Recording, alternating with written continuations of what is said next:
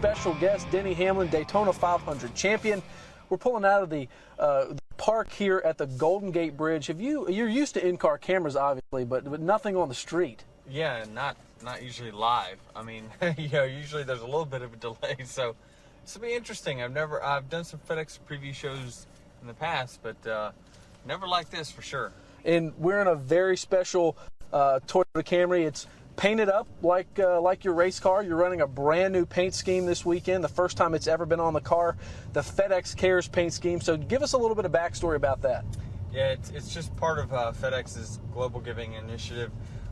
Those that don't know and haven't voted, this is one of 3 paint schemes that fans had to vote on that had the FedEx Cares logo. And what FedEx Cares is their Global Giving Initiative, like I talked about. They're giving $200 million to 200 different communities from now till 2020. So that's a big number, and this is just part of that giving back. We just did some stuff at Battle East Park right here in San Francisco with Carlos Hyde. We weeding out some things, adding some plants. So it's just part of that Global Giving Initiative, and really just awesome to be part of an organization like that does cool things. Well, fans got to be a part of this as well, because fans actually got to select this. It was one of 3 paint schemes, correct? Yeah, it was one of 3, and this was their favorite, and so they'll see it on the racetrack this weekend at Sonoma. $55,000 being given away this weekend to 5 nonprofits. Those are on the car as well. So give us a little bit of backstory about those guys. Yeah, there's see if I can remember them all. It's JA Worldwide. You have I think the Safe Kids on the quarter panels. You have the National Fish and Wildlife Foundation.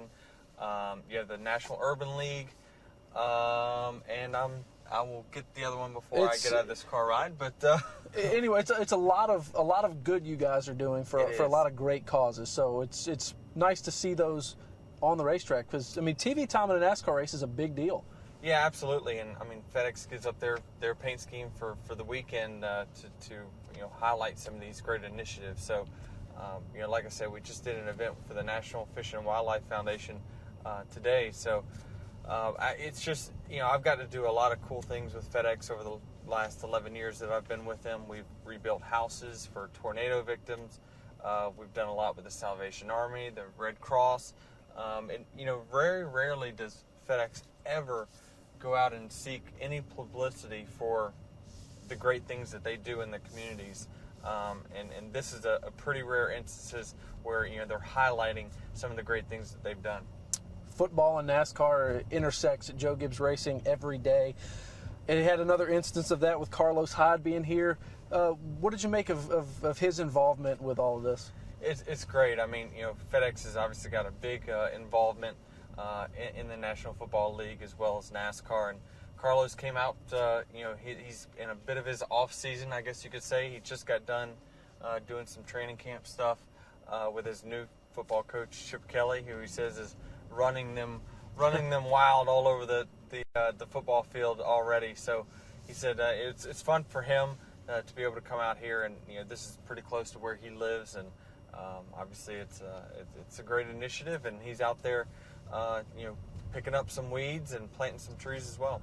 Now, Daytona 500, we all saw the letter that your mom kept. I guess how old were you when you wrote that thing? I was in 7 years old, I believe. I was 7 years old, so I was in 2nd grade, I believe. And the project was just, hey, tell us what you want to do when you grow up. And what I wanted to do is I wanted to win the Daytona 500. So it came up, 28 years later, it actually came true, which is pretty crazy that actually worked out that way. But it's very rarely you can ever say at that age that not only what you want to do, but then accomplish that goal at the highest level. So it was just an amazing weekend for us, and it was on my 11th try, so it was just that's one of those resume things that you stamp on there and know it'll be there forever. Something you obviously dreamed of. What's life been like after that dream win in Daytona?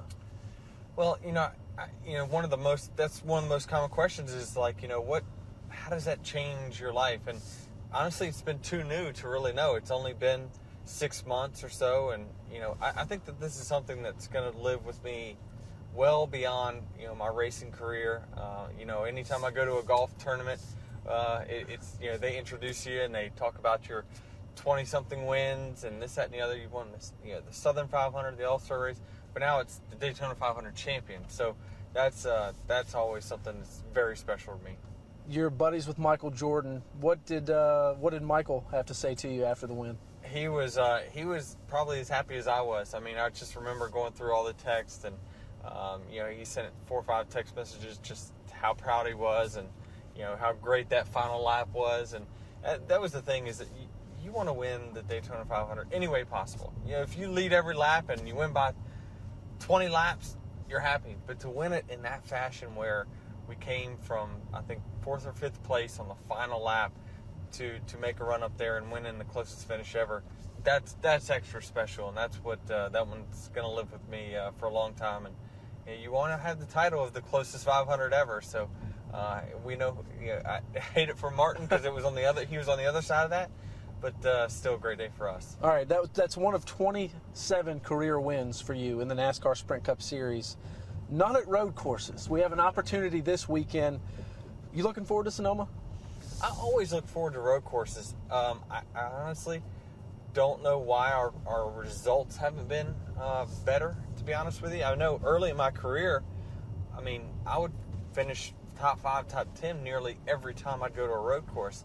And it's just in the last few years that it seems like we've struggled to get the finishes that we've needed. We haven't had the speed that we've needed. So I really want to turn that around, because you want to win as a driver at every type of racetrack, whether it be oval or road course. So, I mean, it's once again, it's one of those resume things that you want to have stamped on your sheet before you're done. Do you have a favorite turn at Sonoma? I mean, turn 11's pretty famous.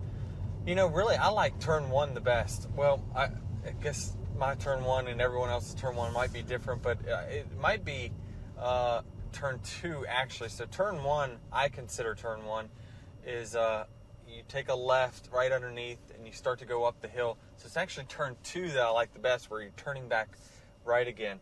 It's something about that corner where it's a little bit unsettling. You really can't see over the horizon, and you're kind of, I know you're going up the hill and you're downshifting and you're kind of looking up to see, where you're supposed to be on the racetrack. So I don't know. It's just always been one of my better corners at that racetrack. What's the feel for that place? Like this weekend, it's going to be hot. We were talking about the forecast before we got going here. Does that play into anything at Sonoma?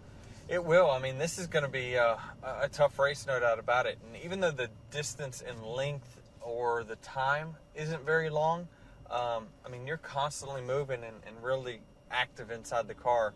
And now that it's going to be, 90, 95 degrees is what the forecast shows, it's going to be tough. So I think, forward bite will be big, which is, how much drive you have when you hit the gas. All those things will play huge factors. Spoilers obviously shrunk this year. Splitters shrunk as well. Does that play a factor on top of the heat, or do you get going fast enough where the downforce really matters? Well, I don't think the downforce package will play a whole lot different role this weekend than what it has at other racetracks, because this is probably the slowest racetrack we go to as far as speed's concerned, probably even more so than Martinsville. Other than the front straightaway right there where you cross the line, there's really not a whole lot of speed at this racetrack. That's why a lot of drivers consider it the more technical racetrack of the 2 road courses. Watkins Glen, I think, drives a little bit more like a short track, intermediate track because of the speeds. Here, the corners are very tight. You input a lot of wheel because the corners are tight, and you use a lot of brake here, where Watkins Glen, you can let the car roll a little bit more. So it's a tough track.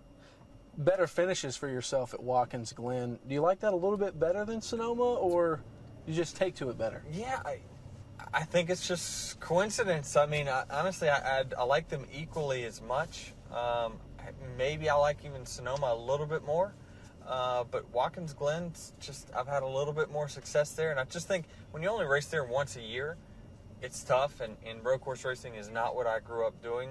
But whatever happened from the first couple of years of my career where we were contending for wins on road courses to now, we've just had a few bad luck things, but overall, I really just haven't had the speed that I've needed to compete. Parts and pieces at the road courses can be temperamental. Transmission, shifters, brakes, like you mentioned. Are you nervous when you get in the car that if you feel something that doesn't maybe feel right? Are you nervous the entire race, or how's that process? Well, these cars nowadays, they're built so well. I mean, it literally, it's like a factory, a real Camry factory when they come out of Joe Gibbs Racing. So everything is usually spot on. There's very few times that you have to come in after practice and something that was put together on the shop is not correct, or you've got some brake issues. It's all pretty much scienced out before you even get there nowadays. So I've never really had anything. I mean, there's been instances where, we've had some brakes go away, but a lot of that is because I'm using them up too much. So Joe Gibbs Racing, by far this year, has been the class of the NASCAR Sprint Cup Series. That says a lot it's one of the younger organizations in NASCAR. What has Coach poured into that organization that we see finally paying off here? Well, the one thing that we really take pride at Joe Gibbs Racing is this is a family organization. Joe doesn't have other businesses outside of racing that he creates revenue for his race team. I mean, he does it by the old-fashioned hard work of, there is not an 8 a.m. on any given weekday that you won't see Joe's car sitting in the parking lot, and he's in his office talking to sponsors or recruiting sponsors or helping us fix issues that we have within our company. So he's a hands-on owner. He does a great job, obviously, with sponsorship and getting us the sponsors that we need to fund the cars, to make us as competitive as we are. But I think a lot of it is he's so good with people that he knows how to put the right people in the right places to be successful, and that's why I've been with him so long. It's just been a great family atmosphere. You were handpicked from the short tracks like South Boston in Virginia, where we both are from. What do you carry a little bit of pride with you of being one of the great short track racers, especially from our home state of Virginia? Yeah, no doubt. I mean, it's kind of something I really take a whole lot of pride in is being good at the short tracks. The bulk and majority of my wins have been on short tracks. Things have changed a little bit over time with the cars and the downforce and all that, but we're slowly starting to see, as we're taking downforce off these cars, that those true racers are really starting to come back, because you're starting to slide around a whole lot more, which is what you used to do in the old short track days. And for a lot of these guys that grew up on dirt, it's what they grew up doing, is sliding around. So we're really in a good place right now, and I just feel like that those techniques that I learned growing up on the short tracks has really helped me excel at this level. And it seems like that the three other teammates over there at Gibbs really excel at that as well. All four of you are locked in the chase, including Martin Truex in the Furniture Row car. So you guys are sitting pretty well right now. You can't rest on that, obviously, with the chase format, but it's not bad to be a JGR driver right now. No, the only thing disappointing for one of us is that one of us is possibly not going to make it to Homestead, because you can only have 4 racing for the championship at Homestead. So, we'd love to. That's a goal that we've set out for many years, and now this format's in play. That hey, we'd like to have all 4 cars at Homestead with a chance. Now, the odds of that are very slim, because there's some stiff competition out there, and last year we had a roof hatch take us out of the chase at Talladega when we were the highest point car going into that race. But things happen. Our format's different, where one bad race in the chase can completely knock out everything you've done during the regular season. And I think that's where we've had so many wins within our organization this year, is that all of our cars have been competitive. So when 1 or 2 cars have had issues during the race, there's been 1 or 2 others that's been just fast enough to pick up the pieces and win the race and get Gibbs a win. So, we consider Martin Truex a 5th teammate of ours. He's been great to work with this year and a great addition to our team. So there's 5 cars we're rooting for every week. Now, we've talked about the Daytona 500 win in that letter. You're talking about a championship. What are the odds that 7-year-old Denny Hamlin wrote a letter in school saying he wanted to be a NASCAR champion? I didn't write the champion letter, but I've written it ever since I started in the Cup Series. I can tell you that the championship is the highest mark that you can get. I've come so close so many years. I've had, there's been no denying that in the chase I've been the most unlucky driver in the history of NASCAR in the chase. It's just, I've had crazy things happen. I've had master switches fail when I'm leading the races at Martinsville, leading Phoenix, run out of gas, where we just would have literally had to start our engines in 2010 to collect that championship in the final race at Homestead. Just the roof hatch last year. I've just had a lot of crazy things happen that is not normal. And so you just got to think that eventually we're going to knock down that door. Things are going to happen in our favor. We're going to get some good fortune and hopefully have a shot at it. The closest maybe was just 2 years ago. We're leading the race inside 10 to go at Homestead, staring at a championship, and a caution came out with a couple lappers getting into it. And, the guys with took tires came and got us. So that was a tough one to swallow as well, but it's just part of racing. I mean, you got to just keep digging, keep putting yourself in position, and eventually you're going to break down that door. All right, so right now we are on the famous Lombard Street in San Francisco. For those of you at home, that's the one it's one of the steepest streets here. We're putting the Camry's brakes to the test. I'm going into turn 2 at Sonoma right now. So when we get up here, we're gonna go down the famous twisty part of Lombard Street. We're gonna play a little San Francisco trivia. So since we're in the city, we're at one of its major landmarks. We're gonna play a little game, if that's cool with you. Yeah, I don't know how good I'll be at it, but let's do it. Well, I'm only gonna be good at it because I have the answers in front of me. So as we crest this hill here and cross over Hyde, let's just get started. So the San Francisco's public transportation system is called the BART. What does BART stand for? Oh gosh.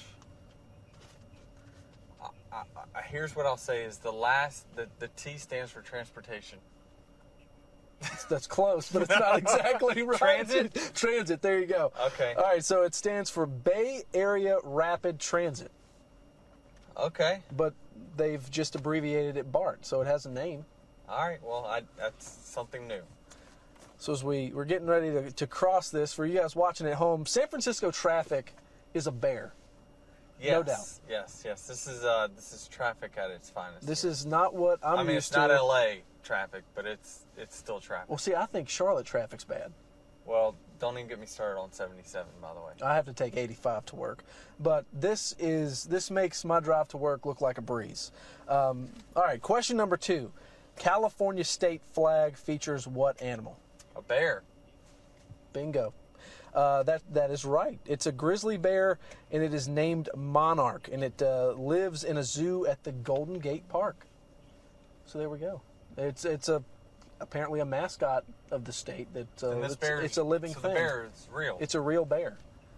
We're going through the S's here, folks. We are going through the S's here. Now, our producers, we took this route yesterday, scoping it out, just trying to make sure that everything was going to go well with our equipment. And everyone was a little bit scared that you might try to take these corners a little bit too fast. If I didn't have traffic in front of me, we would be getting it right We've got no safer barriers, though. No, these shrubs would hold us for a little Shrubs while. will hold us? Yeah. Sounds good. Yeah, this may be one of the steepest streets I've driven on. Yeah, this is, I've actually never been on the street, believe it or not. As many times as we've raced here in this area, I've never been on the street before. I mean, obviously you see it all the time on the promos and whatnot, so it's very cool. Obviously, it's very touristy. Yeah. Another big tourist attraction, Alcatraz. Now, that was featured in a movie in 1996. The Rock. It was action. Yeah, there you go. Bingo. Either you looked at the sheet or you knew it. No, so I'm going to give you the benefit of the doubt. There you go. Nicolas Cage, Sean Connery, Nicolas Cage. There you go. Clint Eastwood was also in a movie featured in Alcatraz, wasn't he? Escape from Alcatraz, wasn't that the name of it? Yeah, I didn't see that I one. didn't see it either. But all right, so as a NASCAR driver, so much of what makes the track unique is the banking and the turns. We're on Lombard Street, so what do you think the banking is here? Do you have the real stat of that? If my producers gave me the accurate number, yes, I do. I mean, I feel like each one of these curves is a little different. I could be wrong. But if I'm going to... I mean, let's compare it. Let's compare it to Bristol. Here's my question. Are we talking about the banking in the curves, or when we're going? I think we're talking about the steep part. The steep part. See, that's where I would have got a little twisted. So, No pun intended. I don't know. Probably 28 degrees or so. You are good. What is it? 27. Wow. That's not bad. For the record, I did not see that. I guessed. All right, San Francisco's Chinatown is the oldest Chinatown in North America. What famous dessert product was invented there? And you might not think of this as a dessert product, but it's a staple with carryout all over the country. It has a dessert name. Can I ask you to restate the question, please? All right, San Francisco's Chinatown is the oldest Chinatown in North America. What famous dessert product was invented here? I don't know the answer. Fortune cookie. Oh, gosh. Why didn't I know that? It's a staple. I actually thought that was Chinese, but that shows how much I know. You know what? The last one I got, now I'm paraphrasing because I don't remember word for word. The last fortune cookie I got was about, I eat, Chinese or Japanese literally once or twice a week. So it was probably a few days ago. It was talking about my adventures, my away adventures. And so here we are. This counts. This is full circle. Sure. I think we just had a moment. They knew me. Most type of bread is famous. The most famous type of bread that is associated with San Francisco. I didn't know bread was associated with San Francisco. I didn't either. I would have said rice-a-roni was a dish. Maybe associated with San Francisco. They make pretzels out of this as well. I'm not a very culinary.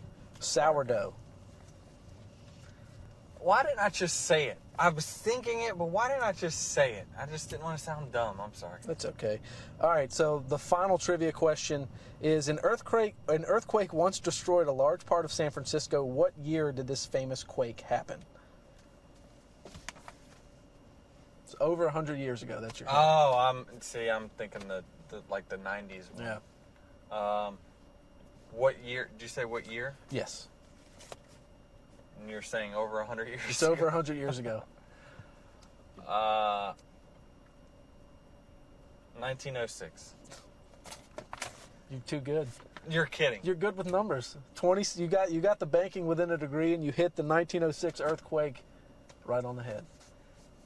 This is a good. I'm buying a lottery ticket, so y'all know. This is not staged, and I'll swear that I did not see 1906. That was amazing. This is going to be a great weekend for you. I have a feeling That's that the crazy. race in Sonoma, I might have to call the Vegas bookie and put money on Denny Hamlin. Do it. Book it. And it's all for a good cause this weekend. We'll talk about FedEx Cares again because it's such a cool thing that you guys are doing. So, $200 million that's a ton of money. Yes, it is. And this company does so much for their associates and their employees and their communities. And this is they do things that touch special communities. And they go out and they research, what does this community need? What is it? What affects this community the most? And so, I just think that really, it's just I'm so lucky to come in this sport when I was in 2005 and be associated with FedEx and form a great partnership with them. And the last 11 years has been amazing. And like I said, this whether it be doing the Salvation Army thing or American Red Cross, we got to go to St. Jude in Memphis and see some of the kids there. They do so much for those organizations, and that actually prompted me to start the Denny Hamlin Foundation in, I think, 2007.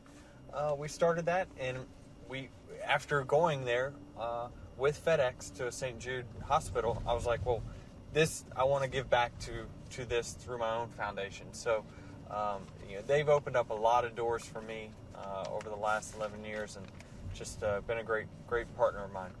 All right, so I'm a little turned around here. I'm not sure where we are, but before the end of the show, we have to do NASCAR Fantasy Live picks. It happens every week on the FedEx Preview Show.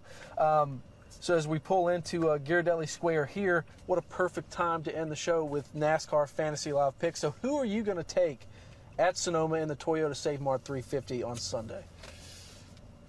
I tell you, I believe that this guy has won before at a road course, and I'm not going to do the cheesy pick of picking myself. So the way you're going this week, although I should at this point, but if I literally am a fantasy guy, I'm picking someone who might be undervalued this weekend, I'm going to say Martin Truex Jr.